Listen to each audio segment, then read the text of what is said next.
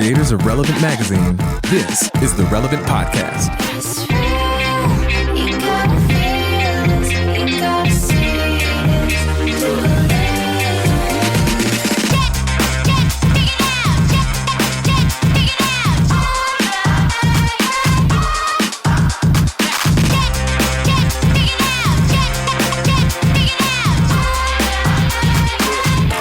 It's Tuesday, December 18th, 2018, and it's the Relevant Podcast, just a week away from Christmas.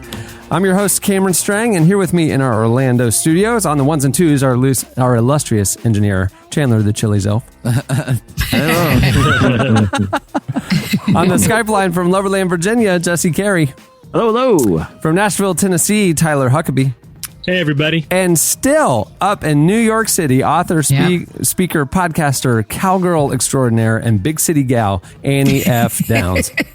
Good morning, gents. Annie, how is your big bite of the Big Apple going? It's going great. I'm having a great time. I'm staying with some friends, and I just had the most interesting thing happen before we started recording, and I need you guys to tell me what to do. Okay. Okay. No I'm one, intrigued. the family I'm staying with is not here. So there's no one else here in their house except me. Right. It worked out really great schedule-wise. This is great. Oh, it's like a vacation. And a ghost. Like a free Airbnb. Of course, I there's like it. Jesse, don't you worry. There's always ghosts. And I opened the fridge to get some water, and the fridge smells terrible. Uh-oh. Now, it's not my food. I have, y'all know me. I've eaten out every single meal. I don't make food. Yeah. It is it is someone who lives here's food. Oh. They don't come home for 2 more days. Yeah. Do I throw away their food? No. We got a pizza wrap situation. The smell is contained in the fridge. Let it be. Right. If you throw it away, now you've got to deal with smelly trash. Well, I would take out the trash either way, Cameron, because I'm staying in someone's home. I'm going to...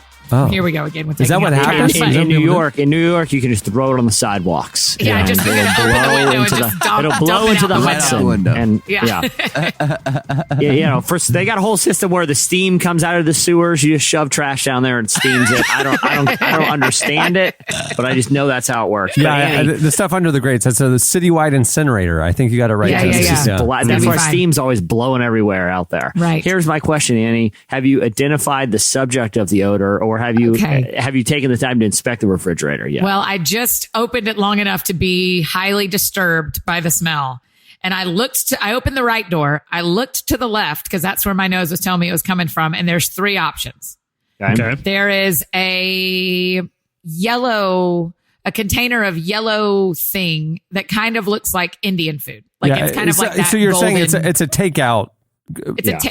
No, I'm just saying, but like you don't think it's like a jug of spoiled milk because that's sealed up. So you're saying it's like a takeout food container probably is. I'm not finished. Is the issue here? Okay. We have that. Above it is a container of that you would think would be rice from a Chinese takeout place. Yeah. It's that shape, but I actually do not know what is in it.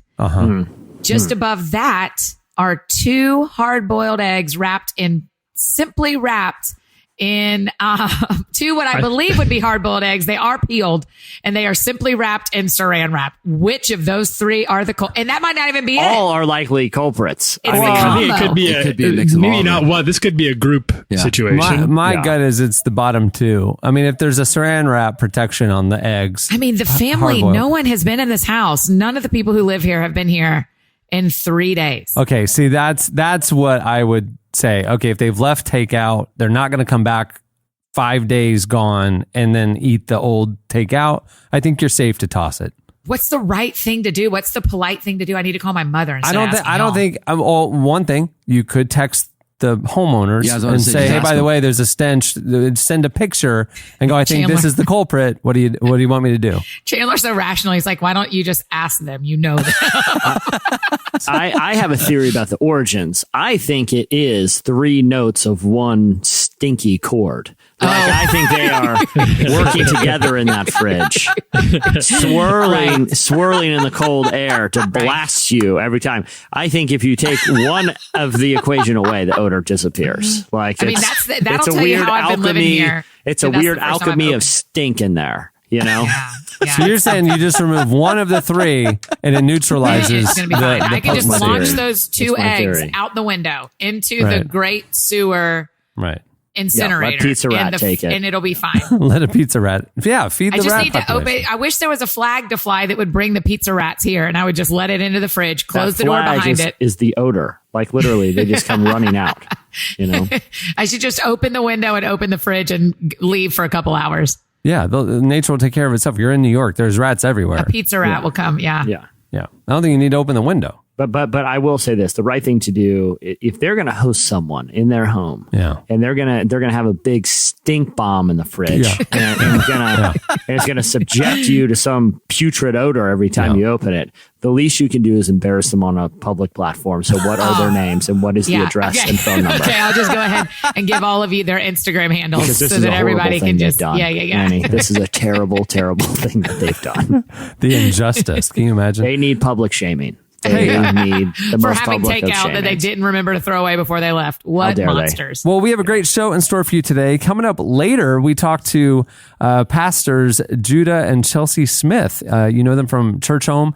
The Churchome Global app actually has been sponsoring a couple of episodes of the podcast. We talked to them about that, and Chelsea and Judah both are very, very involved in that new initiative. And a lot of people have hit us up with questions about how that app is being framed as a church option. And we talked to them about that. It's interesting. And as you know, lately we've been doing both Ask Jesse, now that he's back from his mysterious absence. And also, while he was gone, we dabbled with bringing back Listener of the Week. Guess what we're doing today? Special holiday edition of Listener of the Week coming up at the end of the show. Stay tuned for that. One of the people who attended the Christmas Spectacular a week and a half ago, at the end, saying goodbye, and she goes, I was almost Listener of the Week once. And I was like, really? What? I was like, what happened? She goes, well, I probably reached out or submitted my info or different facts 10 different times. I'm trying really hard to be Listener of the Week. And one week you guys hit me back and I missed it. I missed the recording. I saw the message after you recorded and I missed out. And I said to her, I go, well, you should try again.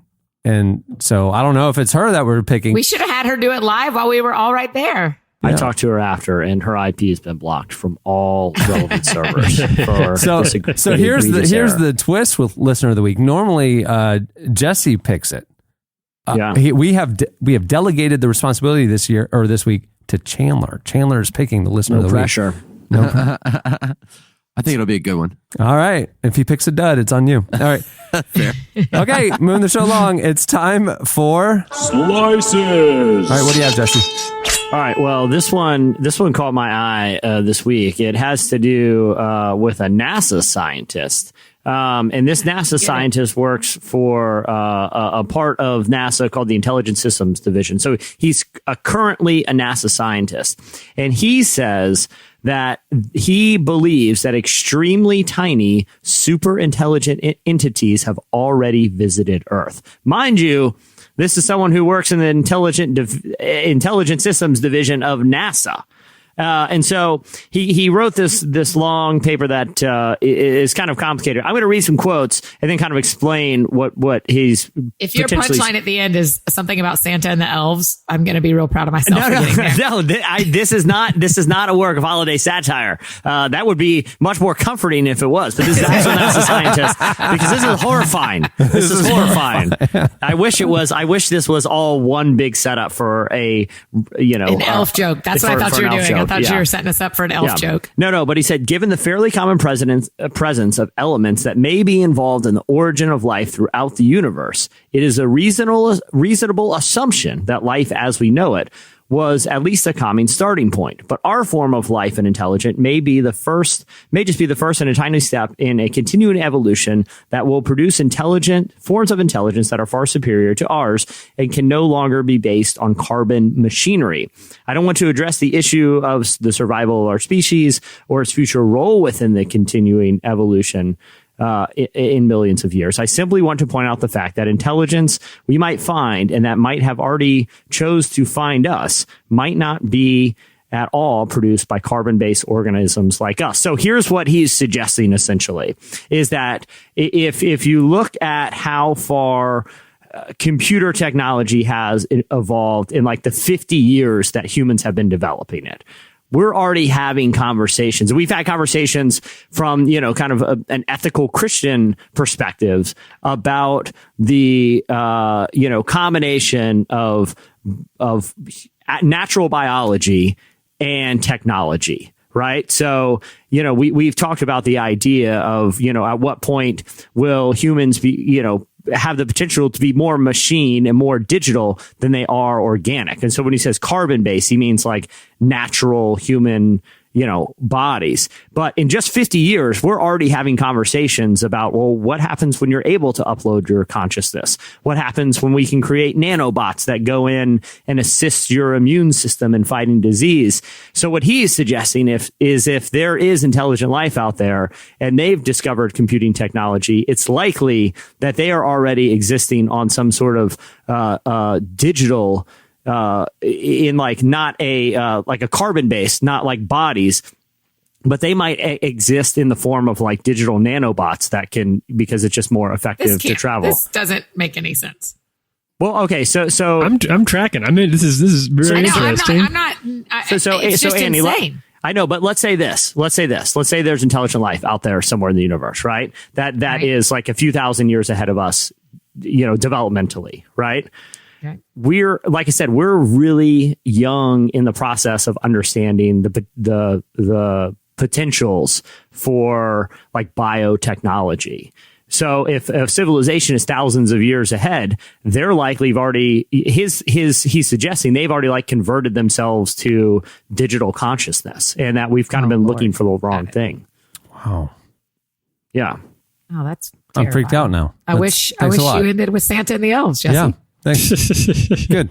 I think these conversations are, I think they're super fun and interesting, but especially as Christians, because none of this like counters any kind of ideas that we have about faith and creation.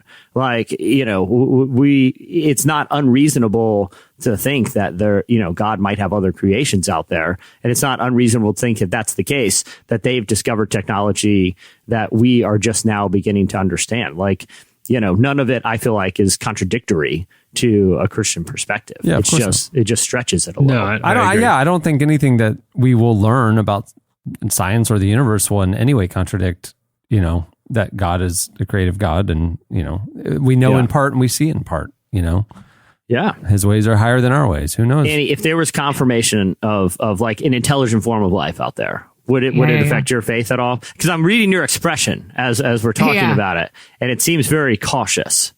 Yeah, all this whole my brain. Y'all know me. I love having fun, right? Like, I mean, I like thinking about serious things too, but this area of my brain, I don't think often about what this would be like if that was the case. That's not what and so I'm thinking about it. I'm thinking, what if there is so much, if there's other life forms that know more than we do? That's fascinating. Yeah. So I don't think it affects my faith. I think I think if we were meant to stop learning and growing, we would, it's like Eddie said a couple of weeks ago that, so we keep learning science until God decides what we don't learn anymore, Yeah. And so that's what I was thinking about, Jesse. I was thinking about Eddie saying that and thinking about, how if that is the case and we keep learning forward, that could be a reality. No, but it doesn't affect my faith. I think it's interesting. Yeah. In what way would it, what would be the possible theological ramifications of it? Like, it wouldn't, I don't think, damage my faith, but it would definitely change my thoughts about creation, how God, like the reality as God has created it. So I think it would affect my faith. I'm just trying to think of what would the implications be. Yeah. Well, I mean, the implications would be that, like, it's not just, there's more than just like God and man and some other, beings that would potentially have souls and like, and would have, would they have the same, would God have granted them the same free will that he granted us, and that we can choose him or we can choose sin and destruction. And, I mean, there's endless implications, but, I don't think it's something that can just be ruled out because it's not addressed directly, Right. And I think that's because C.S. Lewis's very famous sci-fi trilogy dealt with other planets and the way that God might interact with them and the way he might deal with their... What are they called? It's called the science fiction trilogy. Oh. And he wrote it post Narnia, and it's good. It's good. They're weird, but it's a very interesting way of looking at. Take place in the other planets in our solar system, and the way that in this trilogy, Earth is considered the silent planet because it's the planet that has sin on it, and these other planets don't. So they consider Earth to be sort of this cursed planet, and humans start visiting these other worlds and seeing what it looks like in a planet where sin hasn't yet affected it and is either threatening to. It's much more grown up than the Narnia stories are. It's for grown, but it's good. Yeah, and like where do like angels and like that kind of realm play into it? You know what I mean? Like there's that famous interpretation. I'm not saying it's that like a lot of biblical scholars or really any serious biblical scholar believes it, but like there was like a famous book in the 70s where this guy was like talking about Ezekiel's vision of this craft that's like has wheels upon wheels that he's has trouble describing. It's like, well, what if that's a UFO in the Bible? Like there are people that have thought, including C.S. Lewis, about the implications of the reality of all of this, which is just super interesting, Yeah, it is interesting. I mean, the whole thing of like, we know in part, we see in part, like Jesse, calling back to a week and a half ago when we had our Christmas spectacular. Remember we had Moro Dante, the mentalist, join us, and he did a trick on tape. And for those of us in the room, we saw it with our own eyes. And Tyler, you were part of it, where he bent a fork, right? We hot tub hot takes. We have been pontificating how that is done, and we have theories. And I made the mistake of Googling it, right? Oh, no. Yeah. You did? Oh, no, you did? Okay. Yeah. Why? How about this? Because, Cameron, you can't tease like this. So I'm going to tell the listeners, if you don't want the trick, pause the podcast and just scrub for it. Wait, are you about to tell us how they did it? So you can't tease us like this. No, let me tell you what I've discovered. Okay. This is a thing. If you go to forkbend.com, it would be kind of an everyman's entree to, it would be like like when you Google the Flat Earth Society. I can't believe you're doing this. Forkbend.com. No. And it's just a normal girl who was experienced this trick and wanted to figure out how to do it and was taught, like went to a seminar how to do it. Jesse, what they say, and this is, I just send you to forkbend.com because this is kind of representative of all the Google videos and all the things or YouTube videos, all the things you're going to find. Those who perform this trick say that it is truly channeling energy from the body to heat and soften the metal, and then you can shape it for a short burst. That there is a energy that is tapped into, and that you learn how to do it and how to direct this energy, but there isn't a weird sleight of hand thing. That can't be true. And there's a step-by-step. They teach you how to do it on this site because he does it with a quarter as well. Right. Yeah, that's what I'm saying. And that's those always your defense of him, Jesse. And it was a quarter out of my pocket that we wrote initials on that then was bent in my hand. Like he didn't touch it. So our theory of like, well, maybe there's sleight of hand, he's touching the fork, blah, blah, blah. I remember he gave me instructions and there was a certain kind of like hand energy that the group did around this. It was in my closed fist the entire time, laid flat on my palm. He told me to squeeze my hand, my quarter with my written initials on it, bent like a taco. Okay. It was softened and bent. Nobody touched it. It was mine. Okay. So if you read this site and other sites like it, they talk about the energy of the human mind and in the human body, like, that science can't explain, can affect the physical realm. You're talking about other realms coming into our natural realm and all this stuff. And I'm going, we know so little about, think about Tesla was conducting electricity through the air without wires. That was his whole thing, right? There's energy and there's things that happening in the world around us that we can't see, we can't understand, and it can show up in the physical realm. And the more you read, the more whatever you realize, the less we know. We have a very limited understanding of all of this. And Jesse's now reading about bending forks. I cannot. Because you've blown my mind. Because I'm like, is that really the solution? Like, this isn't like because I was under the assumption that it's just really, really it's a trick great. You could buy. No, Yeah. it's a trick that is taught. This is the thing, that there's whole classes, there's groups that go and you can join and be taught like how to tap into that energy to bend metal. And that there are groups that can do sculptures with the metal because their mind is telling it to do different shapes. It's like a superpower. It sounds like an X-Men. This is like the Force. This is There's like got to Jedi. be something else. There's got to be something else.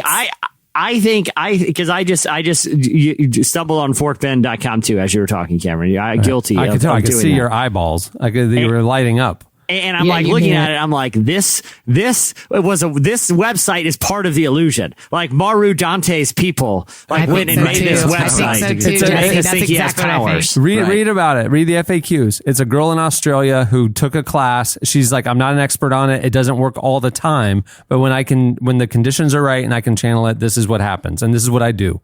She's like, I'm with Jesse. She's part of it. I think it's part of the long con of like the greatest magic trick. I mean, I feel like, okay, so there's that, what's that Penn and Teller show where they like reveal the secrets to magic? Yeah. I'm going to have to, I don't know how they get on, how to get on the show, but I feel like I need a real magician to confirm that that they're actually using some sort of mental powers to do it, because that would make me question everything I think I know about the power of the human mind. And I like to think I know a lot about the power of the human mind. Do you remember the quarter? He never touched it. I do.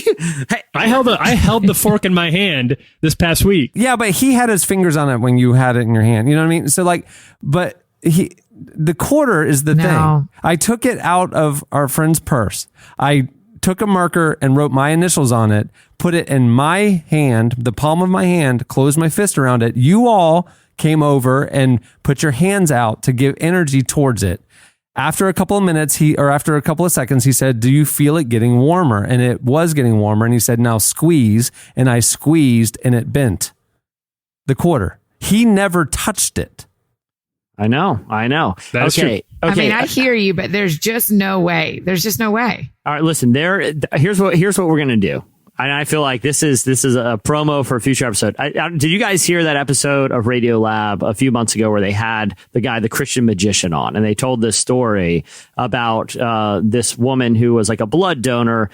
He had this rare disease. And anyway, long story short, she was an atheist. He was an atheist. He had this blood donation. It changed his life. He devoted his life to faith, and he is now a Christian magician. Right. And he seems to be Harris pretty good. The magician. He nearly burned his face off. But he seems to be pretty knowledgeable about magic. I want to have him on the show, and I want to see if he can back up forkbend.com. Is that fair? No, they won't reveal anything, man. They're not going to say it's a trick or that's what I think. I think sites like bendthefork.com or whatever, I think that is magician's way of getting the right SEO things and the right websites that I don't know. We don't solve their tricks. After Maru Dante, I question everything. I got to find some magician who's willing to break the code. They aren't going to. Yeah, that's the one thing. It's like the one thing everybody knows about magicians. Like the one thing that's not mysterious about magicians is they're not going to tell you how it happens. There's two things everyone knows about magicians. One, they have the coolest wardrobes of any people on earth. So many cool dress shirts in that. Maru Dante looked pretty slick. I know cool. listeners didn't get a chance to see him, cool. but he looked like a magician. If you saw the guy walking down the street, you'd be like, that guy knows magic. I don't know if he makes his living off of it, but he can do magic. Yeah, he at least at the bare minimum, that is a man who knows magic. Telekinesis, psychokinesis. I'm telling you. I was all prepped for the what do you have, Tyler? And Cameron's still in the deep, still going down. He's still tumbling down Alice's rabbit hole on his way to Wonderland. I'm just saying this whole Jesse Slice about other realms, and obviously we believe in the spirit realm. I mean, as Christians, but I mean, obviously we believe there are other realms and things we cannot explain. I have seen physical manifestations of the spirit realm. I mean, I grew up in the charismatic church. I have seen things that cannot be explained very easily in the natural. I've seen the Bible talks about regularly regularly signs and wonders, things that are not physically explainable. They are a supernatural phenomenon, healings and other miracles. We believe in that as Christians. So why would we not believe that God has a plane that we do not understand? Well, these are two different stories. I believe you. I'm not sure that that's the same plane that helps bend forks. I'm just saying. I recommend a really great documentary to you called Doctor Strange. And it's a fascinating story about this. He bears a striking resemblance to Benedict Cumberbatch. He was a surgeon. He was a real doctor, not a magic doctor. But he learned how to tap into the spirit realm. I don't want to give away the ending, but I think you'll learn a lot. I believe I believe God gave us a mind for a reason, and an intellect and reason, and we should have discernment about what is true and what is not. But I also, the older I get and the more I learn about the vastness of the universe or creation or evolution or science, the more I realize how limited our understanding is of how things really work and how God created this thing. And so I just kind of have an open hand to say, I know in part, I see in part, God's ways are higher than our ways. I don't know. Who's to say? That's what I'm saying. Who's to say? There are theories out there. I don't know. So Merry Christmas, everybody. That's what you're going to be doing for the next 2 weeks. I love it. I agree. I'm with Cameron, Team Cameron on this one. All right. What do you have, Tyler? Okay. Well, we're taking it out of the spirit realm briefly, but into I'll take it back in. This story just had a lot of this story has a lot of like weird implications that I was interested to get y'all's thoughts on and maybe hear from some readers too. So I only vaguely remember this meme that popped up about 3 years ago in 2015. There was a meme that went around that featured a young guy who had a pretty intense mullet dancing at like a club. He was 16 or 17 at the time, and he had a mullet that was like very over the top and did not appear to be like an ironic mullet. Like he was just like, I'm a guy and I want my hair short on top, right? And I want it long in the back. Yeah. And so this meme got covered. It did well on the meme pages. The kids had a lot of fun with it. He lived in Australia, so it got written about in Australian news. Daily Mail covered it, posting a bunch of tweets of people making fun of this kid. So that was 3 years ago. He has been busy over the past 3 years mounting his lawsuits for defamation. For defamation to three news outlets in particular, two in Australia and the Daily Mail, which is based in the UK, for making him look like, and this is his quote directly, a ridiculous person. But how are they responsible? Based on this picture, they did not need any help. Like that was not they were just reporting the facts. Yeah. I'm not here to defend Daily Mail. They're not a great outlet, but that was just truth. That was just truth in reporting. Well, Daily Mail, to their credit, was one of the first outlets to internationally report the Nickelback challenge. They were. They botched several key facts, but they still did report it technically. And the Daily Telegraph was named in this suit as well. So he's mounting his lawsuit for defamation of character. And then that's been 3 years. This has been ongoing. And then he reached, and we don't know the terms of this, is confidential, but he did reach a settlement with each of these places. So the suit will not actually be going to trial, but there was some sort of settlement reached, meaning that there was some sort of money paid.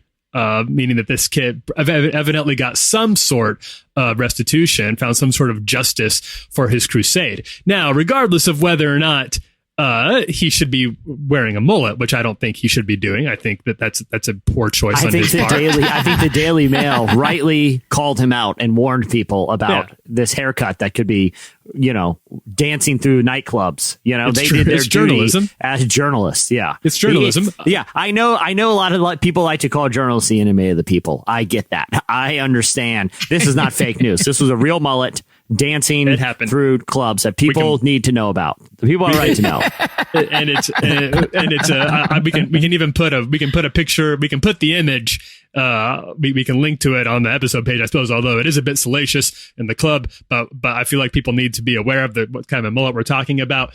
But I also think that if you can start suing for defamation of character because of tweets, this opens up a very interesting world. Like we all live in public now. Yeah. We all live we're exposed all the time. Anybody can take a picture of us. That picture can end up somewhere.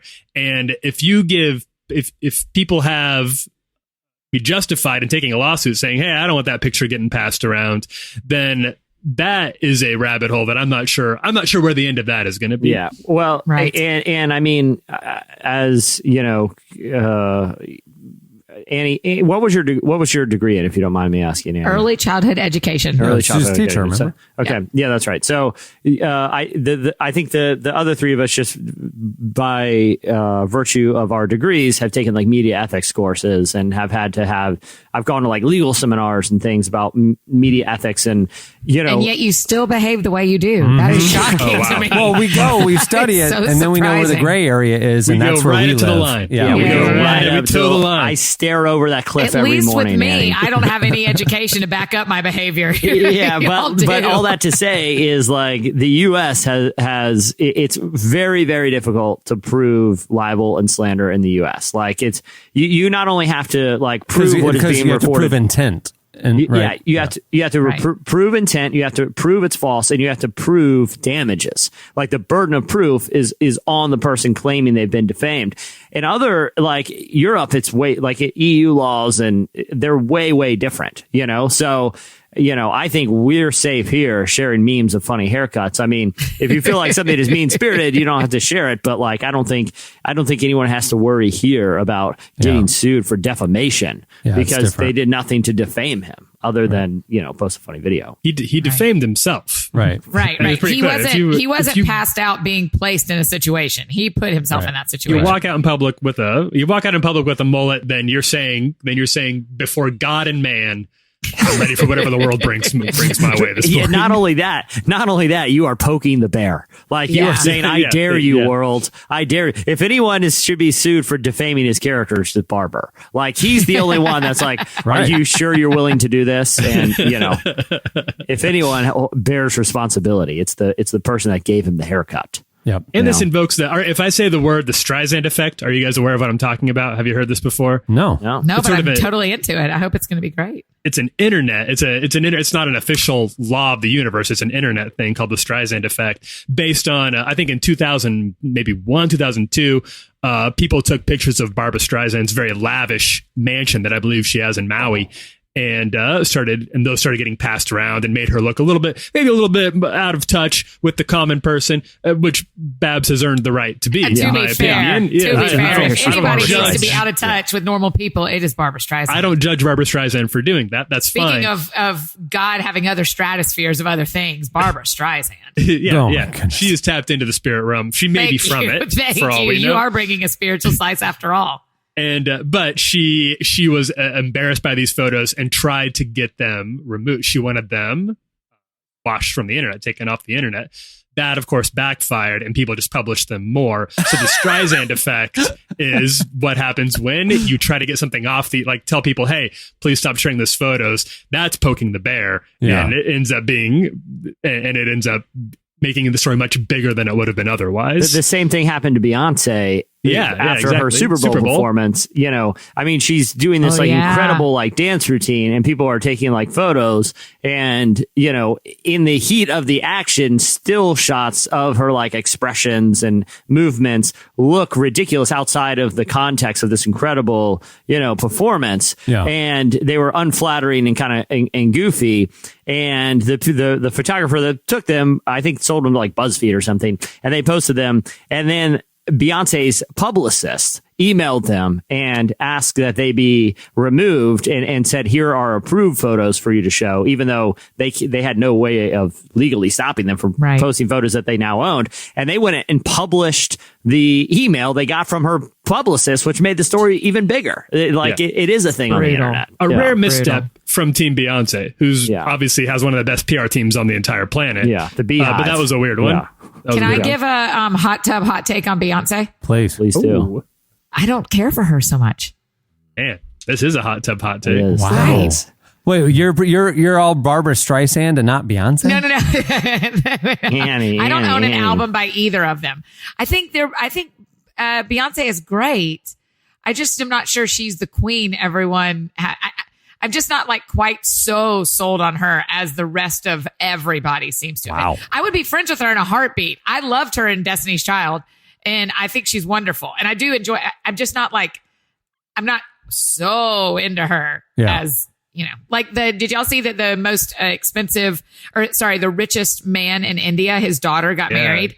Yeah. And they had Beyonce perform at her before her wedding or something. Yeah. And can you imagine what kind of cash you must be swimming in to afford a private? It was $100 million wedding. I just can't. Yeah, I can't wrap my mind the around guy's it. worth like $100 billion. And I just million thought, I wouldn't Wow. have had Beyonce. She's not doing my funeral. She's not, you know, I like her fine. Again, I'm going to be friends with her. It's going to be fine. I like her as a person. I'm just not, I'm just not super into her. She's your Jesse's Michael W. Smith. Yeah, I'm surprised that last week you were very nervous to speak ill of Michael W. Smith, the powerful Michael W. Smith. You were worried that the Michael W. Smith lobby would come after you, but this week you're just throwing out I will I'm not tell that you, into the way Beyonce. Jesse was talking about Michael W. Smith and the way I'm talking about Beyonce is very different. Jesse was being cruel to Michael W. Smith. I'm saying I didn't say anything about his character. I didn't say anything about his character. Nor am I like her as a person. I'm sure she's lovely. I bet she's so funny. That won't do nice you to any be good around. when the Beyonce stands come after you. When the I am beehive such a comes champagne knocking, person. Yeah, I tell know, it to them. I know they're going to come after me. I just don't own any of her music. She thinks anyone that she can plausibly sit next to on an airplane. Like she was like, what if you sit next to Michael W. Smith on an airplane? Right. Like I won't care. What is he going to do? What's he going to do? Make me uncomfortable? It's impossible to make me uncomfortable on an airplane, Yes. Annie.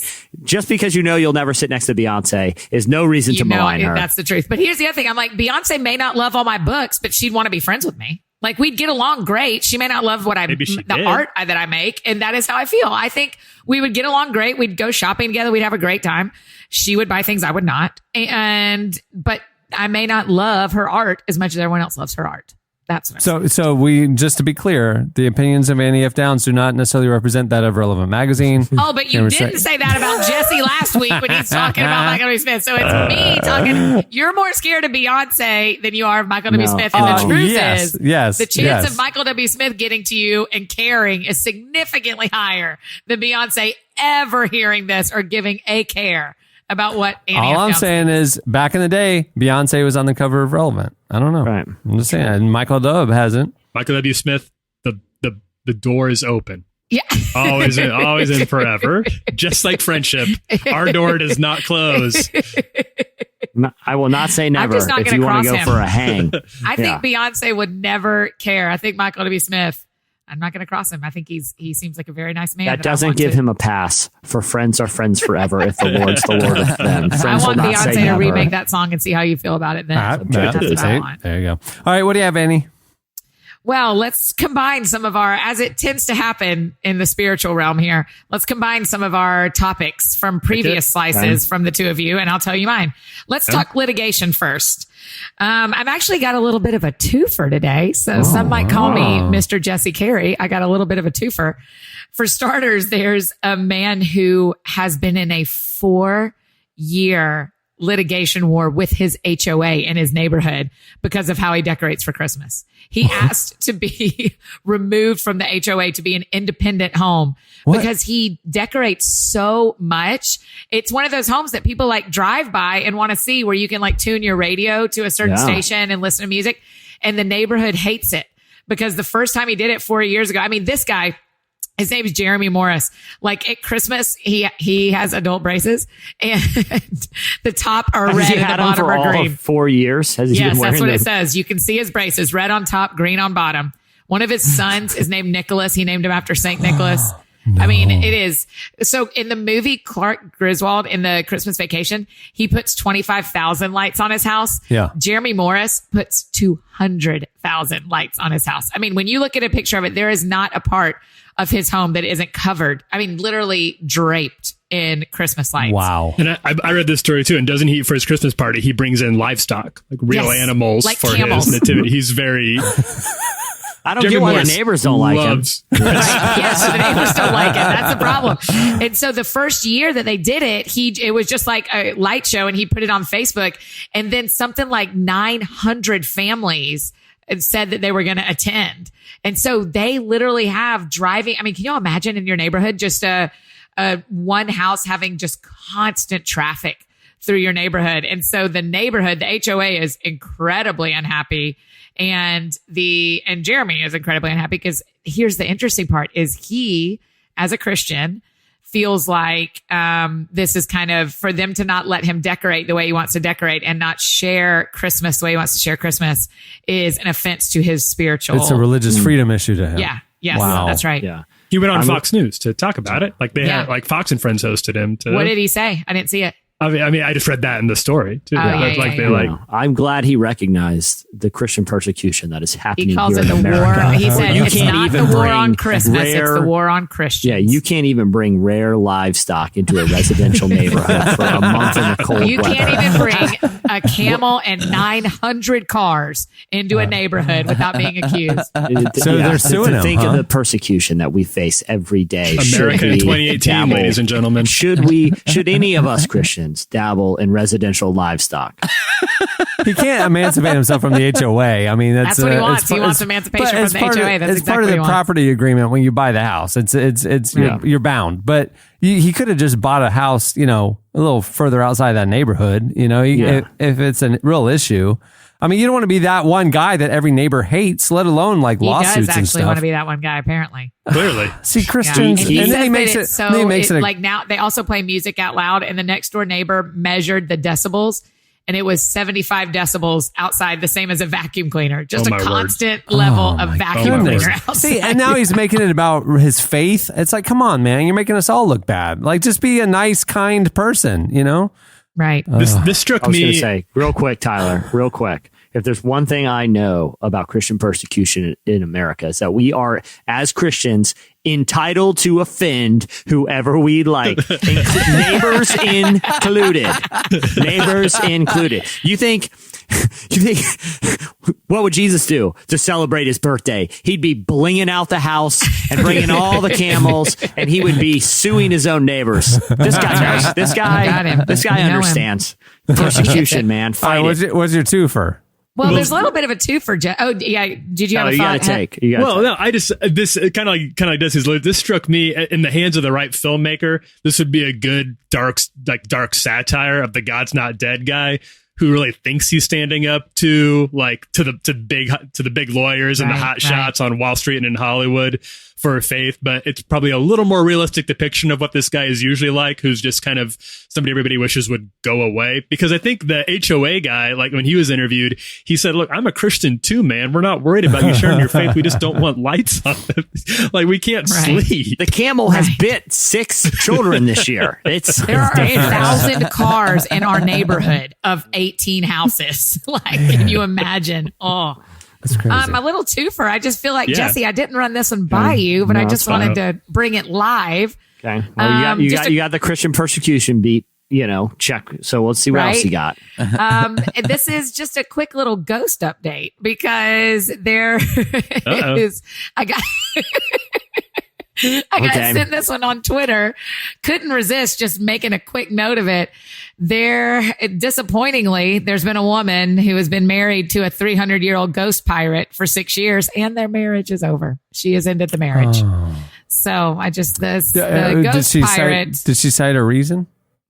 Right. So Cameron and I talked about this for a minute. It's a little bit spooky, if you will, because she's like, I don't want to talk about what happened, but let's just say you don't want to mess with the spirit realm. And I was like, holy cow. That's all she said. Crazy Lady Gabriel. I was expecting like a pirate pun there. No. Yeah. She was like, you don't want to mess with the spirit realm. I was because like, I could have told you that before. Argued too much. Like I was expecting something like that.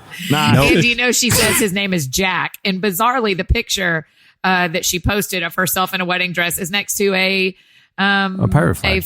A painting of a guy who looks just like Jack Sparrow, Johnny Depp and Pirates of the Caribbean. I'm like, if marrying a ghost, quote is taking a picture next to a painting of Johnny Depp, I've done that 12 times. So, but that ain't what's happening. It's kind of a delightful, kooky, weird story until you get to I don't want to get into why let's just say you don't want to mess with the spirit realm. Yeah, I get a little bit like, whoa. I thought the same thing. I thought, man, gotta that know is more. really, and I don't even like all of her cutlery, all twisty and stuff. All of her cutlery is all. It's just her. She can't close her drawer anymore. Hey, her husband used to have a spike for a hand. Now it's the hook, just because she's been dabbling too much. Right. You know, all the Dabbled. All right, well, that'll do it for Slices. Stay tuned. Up next, Judah and Chelsea Smith join us. Come crashing in like a wildfire, I'm left in awe of you. Every time I close the door, I'm left wanting more of you. I wish I had some grand sense of occasion, but I just smile and turn away. I hope you know by now I don't know another way. When it's said and done, I am yours forever. Like I said, I'm done. I'm yours forever. You're listening to Mumford & Sons. The song is Rose of Sharon. At the beginning of the podcast, you heard Money Cat with Check It. That was funky. I like that one. Well, Judah Smith and his wife Chelsea are the lead pastors of Seattle's Churchome. The church recently launched the Churchome Global app, which offers users Bible reading tools and spiritual growth resources, as well as a somewhat controversial virtual church. We recently sat down with Judah and Chelsea Smith to talk about the app and some of the blowback it's received. Here is that conversation.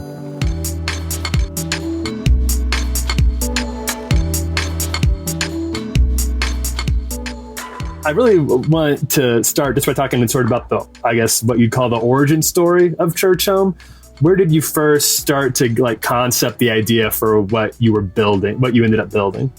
Oh, as far as I can, recall, and it wasn't really that long ago, but I started probably 3 years ago now, thinking I think we're supposed to change our name from City Church to Churchome, and most of it kind of stems from Luke chapter 15 and this whole parable that has 3 parts that Jesus explains why he hangs out with non-church people. Why does he hang out with bad guys? Why does he hang out with crooks? Why does he hang out with money launderers? And in Jesus' explanation has these 3 parts, lost shepherd, lost coin, and wayward son. And every single one of those portions of the parable end with a party in a home. They all end in a home with this celebration. And it was, to me, it's Jesus saying, hey, all of my children on the planet are, they're wayward like sheep. They bear my image like a coin. And they're my children. They're my sons and daughters. And I want them to come home.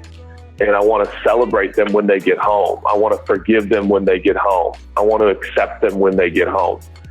I want to cover their pain when they get home.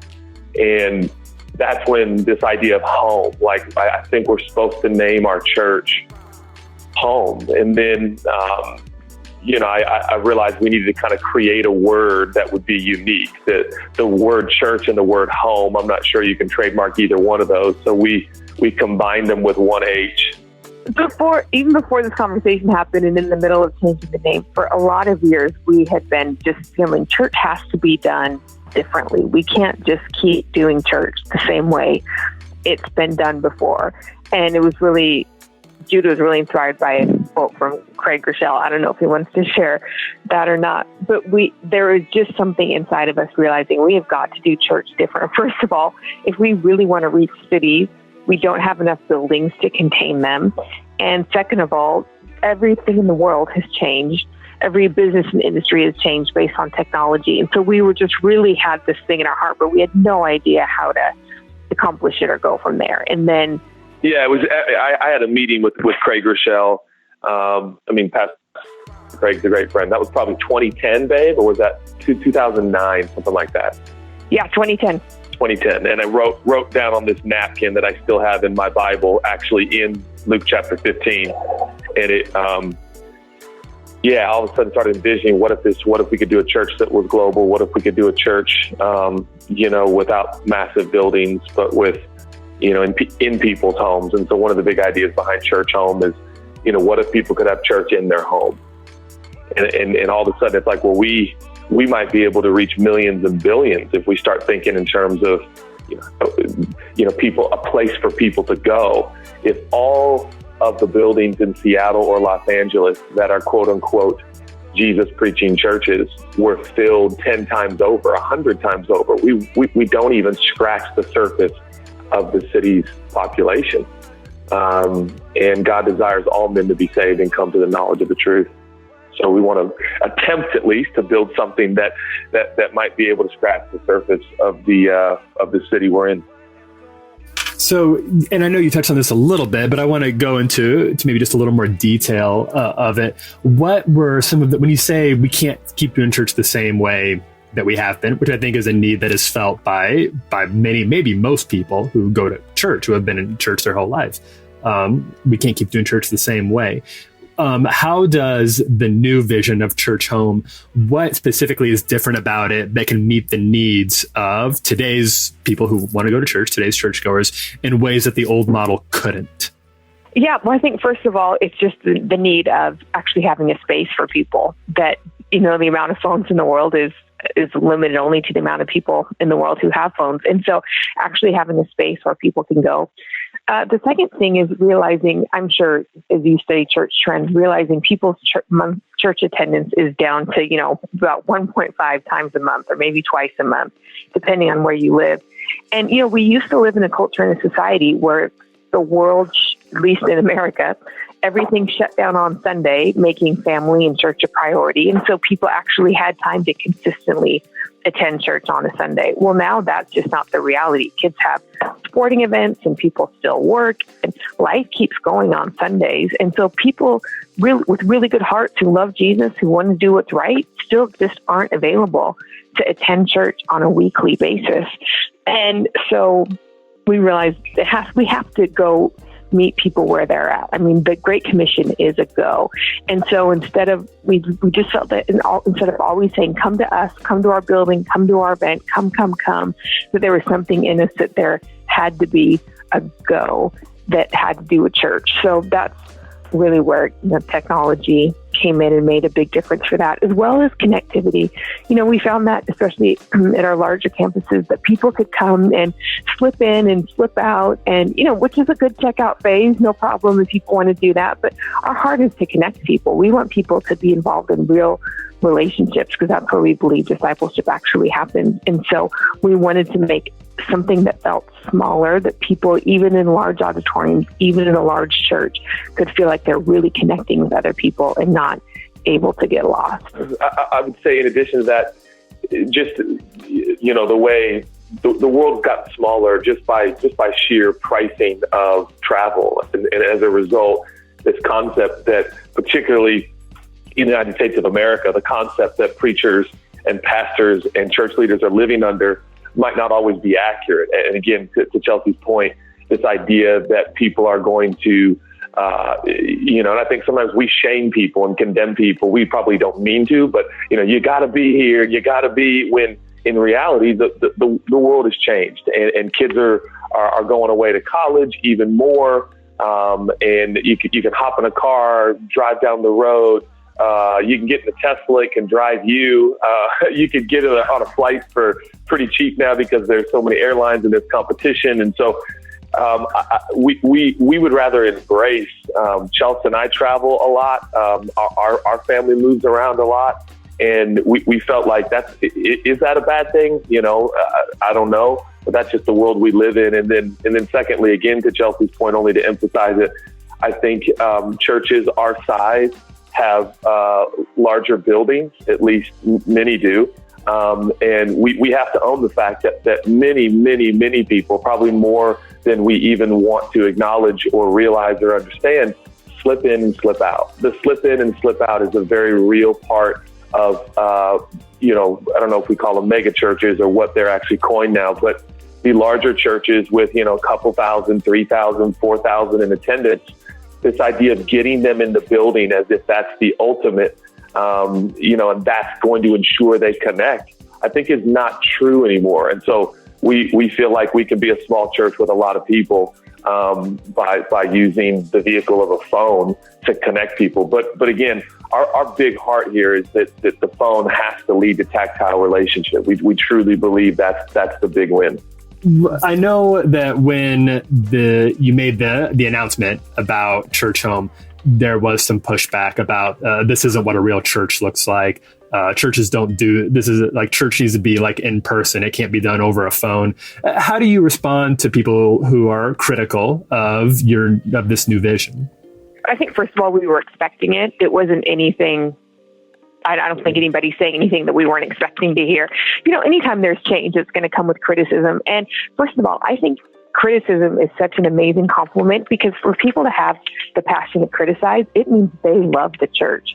And so the fact that there are church critics out there and people who feel like it is their responsibility to guard the integrity of the church, it does get me excited that what we're part of is so great. So that's really our heart response. Our head response is, before we endeavored to do this, we searched the scriptures to make sure that what we were doing lines up with what we believe God's plan for the Bible is. And we had lengthy conversations with our board, with theologians. And so we felt pretty confident going into this that it was scripturally sound. Obviously Acts and the temple, house to house. I know some of, the sacraments is a big deal. And, for us, our theology isn't that a priest has to perform sacraments. The first baptism that you see at the beginning of the early church, that the one-on-one was Philip, who was a deacon.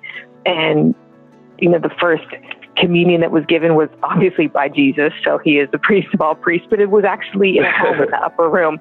And so we just felt really biblically confident that what we're doing is okay. And we don't mind the criticism, to be honest. Yeah, and we do welcome it. We welcome all the questioning. Again, there are people, you can call them guardians, you can call them critics, you can call them just, passionate pursuers of Jesus and all things church. And by no means are we, do we want to play defense? Do we want to defend ourselves? We welcome, the criticism and correction and challenge, but at the same time, we feel very, very confident that what we're doing is profoundly biblically sound. I think it is very, very interesting to see how the culture has changed. And I'm sure there was a day and time in church culture where the concept of television was risky, the concept of radio was risky. I'll tell you what got a lot of criticism, because I was there for this one, was video, playing a video of the sermon. I mean, it is still up under criticism. And so, we're a video church. I think we have 14 video services or maybe 13 video services on a Sunday, and so we've already kind of crossed through that threshold. But again, we have found, at least in our own church, a lot of people not connecting in groups, not connecting relationally. And I have to say, in the first couple of months, we've never seen this many groups in the 25-year history of our church. We've never had this many groups.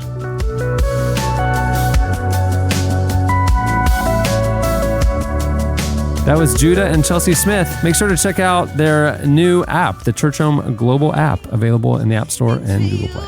For me, it's that time of year when the world falls in love. Every song you hear seems to say, Merry Christmas. May your New Year's dream come true. At Lifesong for Orphans, we believe the church is the solution to caring for orphans.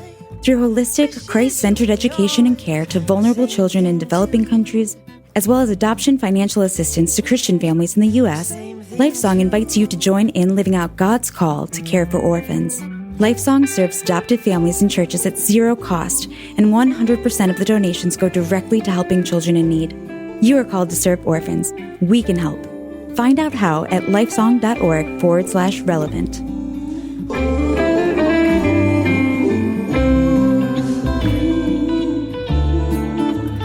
It's that time of year when the world falls in love. Every song you hear seems to say, Merry Christmas, may your New Year's dream come true.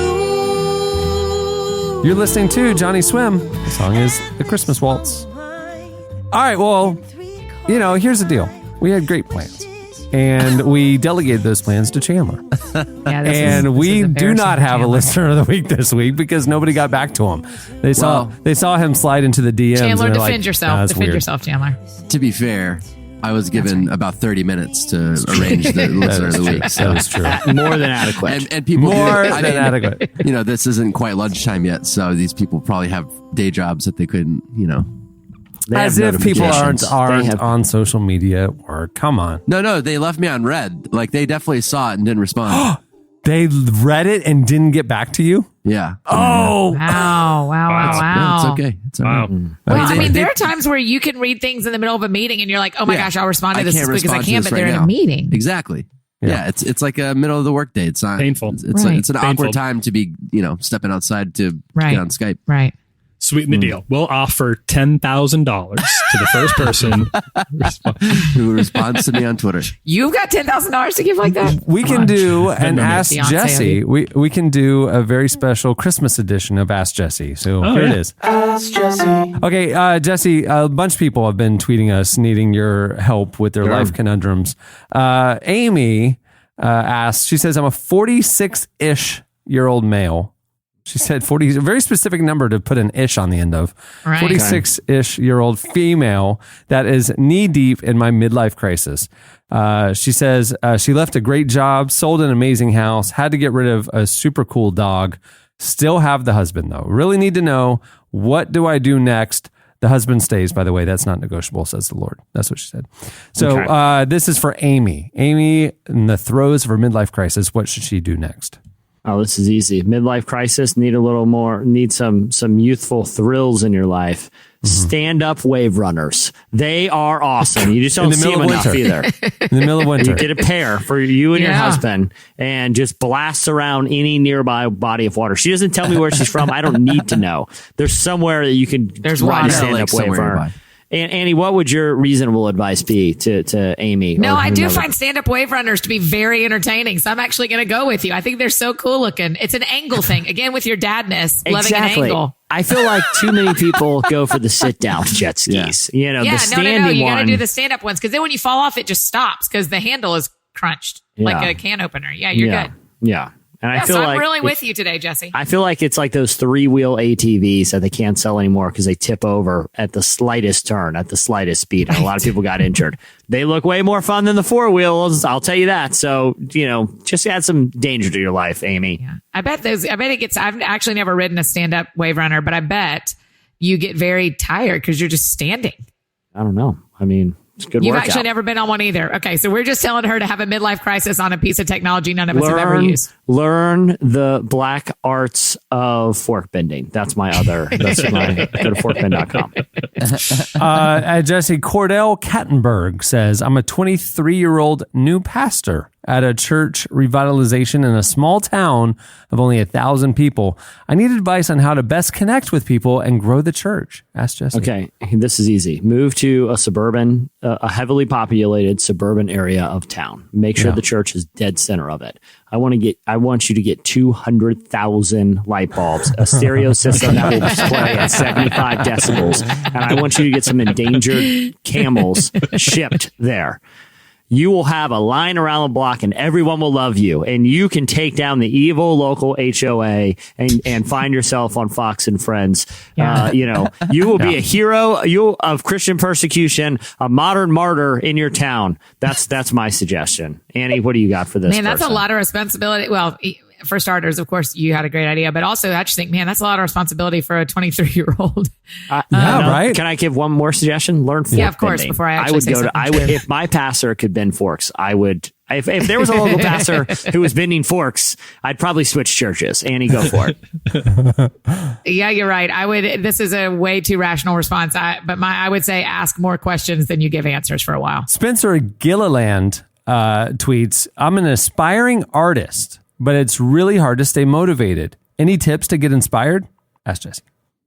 I wish Spencer would have given more detail about the type of art that he is. What are you guessing based on his name? Spencer Gilligan? Gilliland. Like a country. Like he founded his own country, Gilliland. Yeah, I'm going he's the to king. assume that it's the art of dance. Yeah, I think that's fair. I think, and all I can say is from what I know about the art of dance, when you need inspiration, you put on some like early 90s era like Vineyard praise music and you bust out those flags and let nothing stop you from letting the dance take over. I've seen it happen. It's awesome. Annie, what do you got for Spencer? Spencer, I would guess that you're also a dancer, so I am on the same page as Jesse.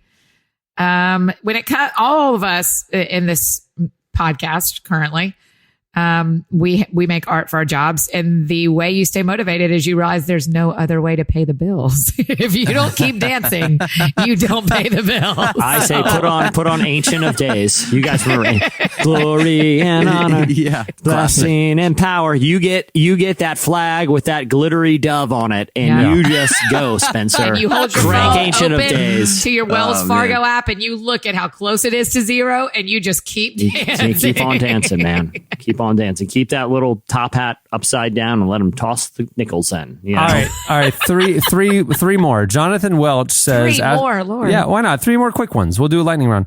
Jonathan Welch asks, I'm currently unemployed during the holidays, but have severance. What should I do with my newfound freedom? P.S. I'm a newlywed. Oh, well, that's easy. Learn fork bending. Annie? Learn dancing.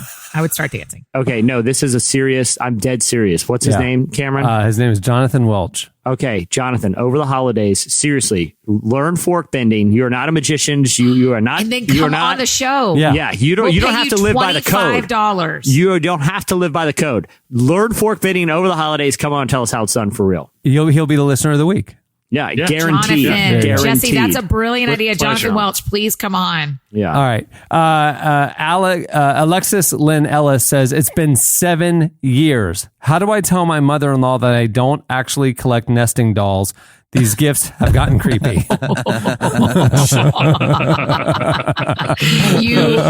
put a note in the very middle of a very tiny doll, and you stick that doll inside a doll that's just a little bit bigger, and you stick that doll inside a doll that's just a little bit bigger, and you give it as Christmas. And the note in the middle says, "I hate these things." Yeah, I think that's a reasonable response, Annie. Mine would be, listen, obviously your mother's feelings would be very, very hurt. I mean, this is 7 years of gifts she's given you. The only reasonable thing to do here to stop receiving them is to fake your own death and start a new life. Your mother will never give you another nesting doll again. All right. Last one. Brianna McIntyre says, my brother is getting married in 3 weeks and I'm giving a speech. How do I make the speech memorable, special, and dare I say, viral worthy? I mean, besides waving my arms at a magic game. Easy. Oh, that's really funny because she's making fun of you. That's good. Easy. Incorporate ventriloquism. Easy. When is the wedding? They got a few months. 3 weeks. Just practice. 3 weeks. 3 weeks is more than enough time if you dedicate yourself to it. Right. Is there 10,000 hours? No, that's not. I don't know. No, there's enough time for you to acquire a dummy and do a ventriloquism bit. Because listen, you're probably not a stand-up comic. You can work on material for 3 weeks. It's probably not going to be that great. Let's just be honest with ourselves here. Right. If you have a dummy, the dummy can say the offensive things that you want to say. You know, you can be like, "Oh, you shouldn't say that." Like Jeff Dunham, like a Jeff Dunham bit. Yeah, exactly. And then no one's mad because I've been to enough wedding toasts where the best man or the maid of honor says a story that really humiliated the bride and groom and really damaged the relationship. And that's the risk. If you want to tell a good speech, it's going to get people laughing. But if it's the dummy that says it, you can't get mad. So ventriloquism, no problem. I have a better answer. Oh. I think she gets someone to video during her speech. Everyone holds up their fork at the same time, and she bends all of them at once. Oh, Bend like a bouquet. every fork at the whole wedding at once. Yeah. Oh, yeah. Oh, yeah. Magneto. Fork I mean, bouquet. if it's just energy, like you guys are BSing about, if it's just energy, Magneto, then everybody at the wedding should be able to do it at the exact same time. Psychokinesis and telekinesis are real phenomena, Annie. The internet talks a lot about it. You can look it up yourself. The internet. Annie, you were there. You saw the I fork was there. bend. I saw So it. I don't want I know, to hear. and I love have magic. What else? A I quarter- think What it's else would it magical. I take? don't think it's energy. I think it's magical. I have a quarter taco that nobody else touched. My fist bent a quarter in half. Come on. I saw your face when it wasn't there happened, for Annie. that. You were dumbstruck like the rest of us were. I was. There was I no was. like, No question. That's fake. There was no question. I didn't. No question that I was dumbstruck, and I am amazed by it. I do not think it is energy from our minds bending a fork. I'm going to use the energy from my mind to slowly bend your brain towards seeing the truth. You Next like episode. conspiracies and internet wormholes. Why don't I'll send you a couple really links do. that kept me Yeah, up I last do. night. Get your Dude, mind. I just don't have the get your stamina mind to stay blown. up every night like you do. You stay up so late. I fall asleep. Well, you wouldn't fall asleep if you were reading some of the websites I was reading last night. You'll be up. Once all you see the Up truth, all night. realize, Annie. I will immediately apologize when Jonathan Welch comes on and tells us how he learned, Yeah. and he tells me it's energy in his mind. Hey, Yeah. that's real talk. He's got the whole holidays off, and he's got severance. He doesn't need to go earn. He doesn't need to earn an extra coin. He asked us what to do with his time. We're telling him what to do, and then to come on this podcast and explain it. That's his mission, and he has It's his adequate life time mission. to do it. I agree. All right. Well, there you go. That's it for Ask Jesse. Hey, many thanks to Judah and Chelsea Smith for joining us. You can learn more about their ministry at churchome.org. You can follow Judah on Twitter at Judah Smith. And I would highly suggest following Chelsea on Instagram. Every Monday, she does like a Marriage Monday thing, and super cool. They're really good on social media and producing good content. Hey, it's not too late. Christmas is in 1 week, and if you're a last minute shopper, you can give a year of Relevant for only $14.99 if you go to relevantmagazine.com/give. When you do that, you will also get an extra 20% off code for you to use at the Relevant store. So you can get a little something for yourself, That's how I like to do it. Hey, if you want to get some awesome gifts for the podcast super fan in your life, head over to store.relevantmagazine.com and check out all the swag that we've been putting up this month. There's a lot of new items every week right now, so go check it out. Hey, if you like this show, head over to iTunes and rate it and review it. It helps people see it and get word out about the show. We've been doing it since 2005. It feels weird to ask people to go rate and review the show, but it's actually weird. Have you ever scrolled back, Jesse, and looked at like super old reviews? I have, like some that are literally 10 years old. 10, 15 years old. Yeah, it's pretty crazy. Yeah. And if you like the podcast, hey, you'll like the magazine even more, probably. It's way better. Head over to relevantmagazine.com. Head over to relevantmagazine.com/subscribe. And there's a special deal going on right now for Christmas. Check it out. Don't miss our next cover story, psychokinesis. The facts. The bending of forks. Yeah. Moro Why is it just forks? Why can't people bend knives? Why can't they bend buildings? Easily. They can and do. Spoons Where's and forks. bendingtheknife.com? I'm just saying it's all there. Bending spoons is the most popular form of this because the metal is thinner on a fork and a spoon and bends more easily with the energy. Knives are heavier. They don't bend as easily. Coins bend. Yeah. There's certain things that are just more conducive to being manipulated with the energy waves. I'm just saying. You'll learn a lot. We are for sure a little bit secular today. Whew. I'm telling you, I haven't got much sleep. Been thinking about it. All right, on that note, we'll wrap it up. I'm Cameron Strang. I'm Chandler Strang. I'm Jesse Carey. I'm Tyler Huckabee. And I'm Annie F. Downs. We'll see you on Friday. Have a good week, everyone.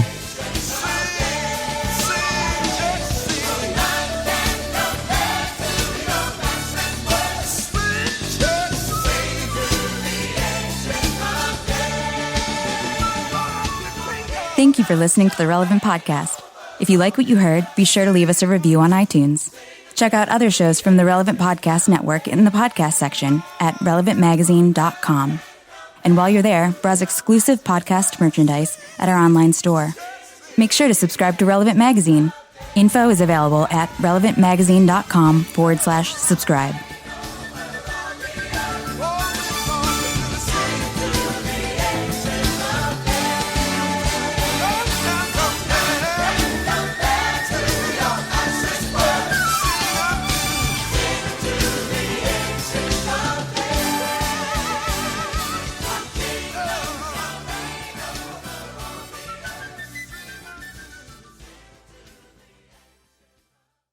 I think it is 3 notes of one stinky chord.